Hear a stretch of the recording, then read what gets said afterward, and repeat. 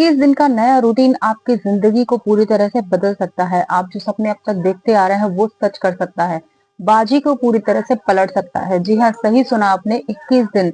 ये वो दिन होते हैं जब आप अपनी आदतों में बदलाव करते हैं और आपकी जो स्थिति आज है उसमें बदलाव पूरी तरह से हो जाता है। आप सालों से मेहनत कर रहे हैं, काफी कुछ अपना टाइम टेबल फिक्स करते हैं पढ़ाई के लिए कि हम एक नया टाइम टेबल बनाए, लेकिन उस पर अमल नहीं कर पाते हैं क्योंकि आपका रूटीन ही अभी थोड़ा सा गड़बड़ है जिसको आपको सही करने की जरूरत है।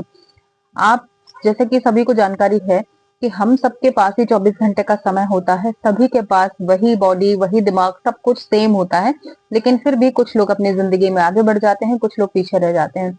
यहाँ गलती ये नहीं है कि उनका परिवार बड़ा है या छोटा है। बात सिर्फ उतनी होती है कि आपके पास टाइम का सही मैनेजमेंट नहीं है। आपका रूटीन अभी थोड़ा सा गड़बड़ है जिस वजह से आप चीजों को मैनेज नहीं कर पा रहे हैं, अपनी पढ़ाई के लिए समय नहीं निकाल पा रहे हैं। तो क्या करना होगा आपको, किस तरीके से आपको अपना रूटीन चेंज करना है जिससे कि आपकी जो पढ़ाई है वो प्रॉपर हो और आप सिलेक्शन ले सकें। तो शुरुआत होती है पॉजिटिव चीजों से। जैसे ही आप अपने लाइफ में पॉजिटिव सोचना शुरू करते हैं, चीजों में ऑटोमेटिक बदलाव होना शुरू हो जाते हैं। हमारे दिमाग में शुरू से ये फिट करके बैठा होता है कि सिंगल फैमिली जो होती है या सपोर्टिव फैमिली जो होती है, सिर्फ वही लोग सिलेक्शन ले सकते हैं। तो सबसे पहले तो आपको इस बात से थोड़ा सा आगे निकलना है। ऐसा बिल्कुल भी नहीं है, कई ऐसे लोग एग्जाम्पल्स हैं जो कि ज्वाइंट फैमिली में रहने के बावजूद जिन्होंने सिलेक्शन लिया है।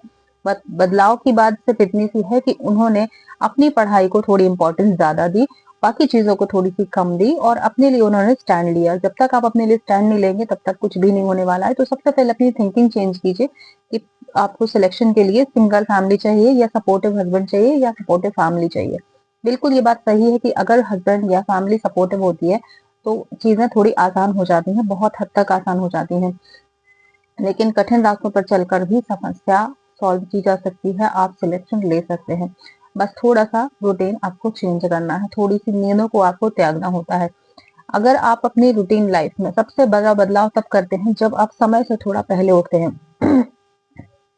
जैसे अभी आपके उठने का समय 6 बजे है या आपके उठने का समय अभी 7 बजे है, तो उससे 2 घंटे पहले उठने की कोशिश कीजिए। ये आपकी पूरी लाइफ चेंज करने के बहुत काम आएगा।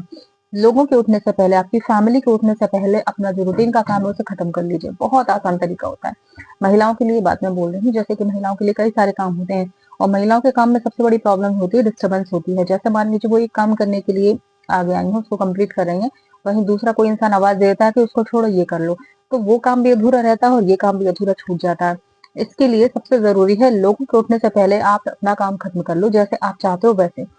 जब लोग बाग उठेंगे तो आपको उनको आपका सारा काम कंप्लीट मिलेगा, तो फिर फिर आप क्लियर बोल सकते हो कि जो काम करना था मैंने कर दिया, अब मैं अपने पढ़ने के लिए जा रही हूँ। तो सबसे पहला बदलाव आपको यहीं से करना है। समय से 2 घंटे पहले उठना बहुत जरूरी है। चाहे आप चाहें तो रात में थोड़ा पहले सो जाए, लेकिन इस टाइम पर आप थोड़ा सा पहले उठ के अपना जो फर्ज है वो अदा कर दो, ताकि कहने के लिए भी ना रहे कि आप सिर्फ अपने बारे में सोच रहे हो।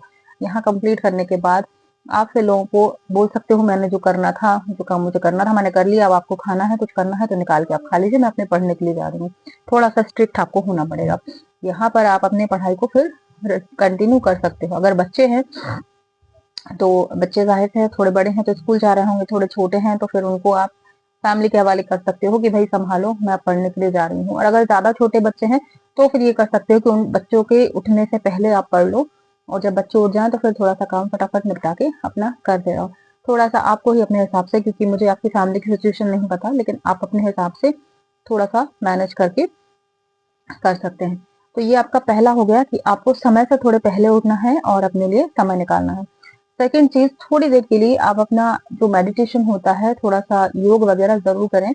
ये आपके दिमाग को स्थिर करता है, आपके दिमाग को रिलैक्स करता है। जो थकान है, जो टेंशन है, वो थोड़ी सी दूर होती है।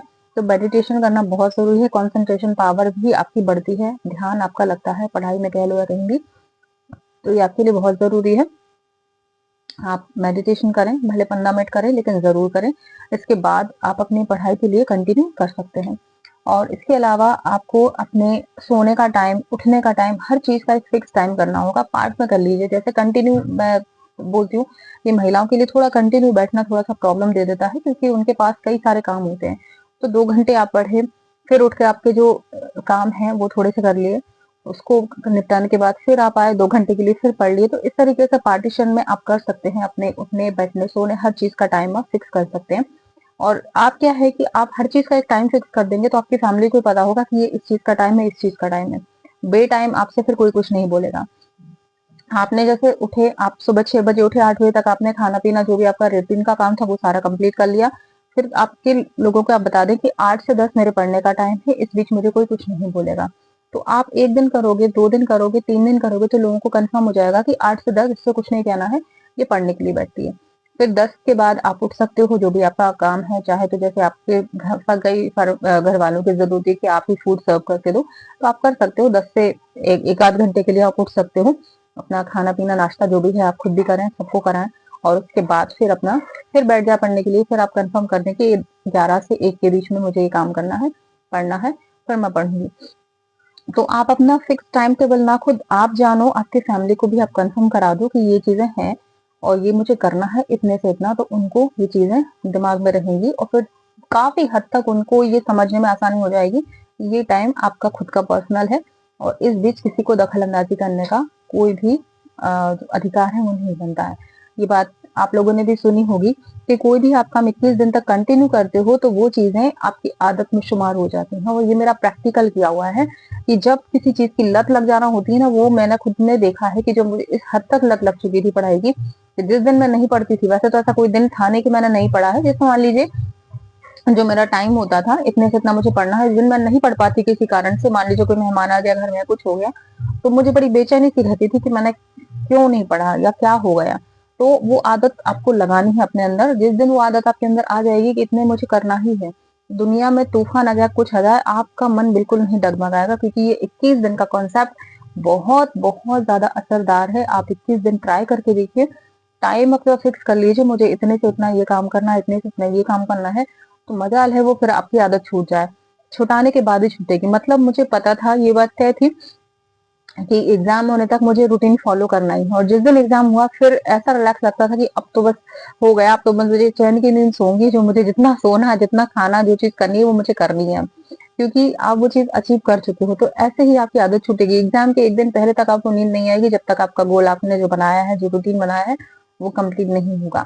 तो ये 21 दिन का रूटीन ना सिर्फ आपको आदत लगाएगा बल्कि आपकी फैमिली वालों को भी आदत कंफर्म कर देगा, ये चीज कंफर्म कर देगा कि इतने से इतना ये टाइम होता है इसकी पढ़ाई के लिए। तो कोई आपको फिर डिस्टर्ब नहीं करने वाला है।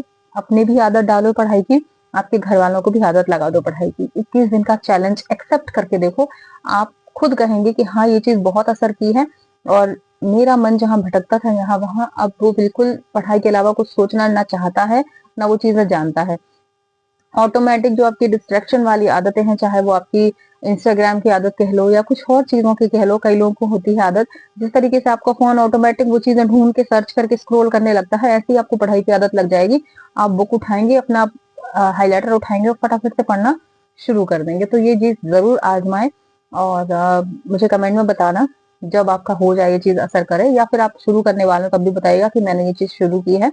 और जब कंप्लीट हो जाए, आपकी आदत लग जाए, तो प्लीज मुझे जरूर कंफर्म कीजिएगा कि हाँ ये हो गया है, ये चीज असर कर रही है, ना सिर्फ मुझे बल्कि मेरी फैमिली वालों को भी। तो वीडियो अच्छा लगे तो वीडियो लाइक जरूर करें, शेयर करें और चैनल पर नए हैं तो सब्सक्राइब भी जरूर करें। मिलते हैं अगले वीडियो में किसी नए टॉपिक के साथ, तब तक के लिए नमस्कार।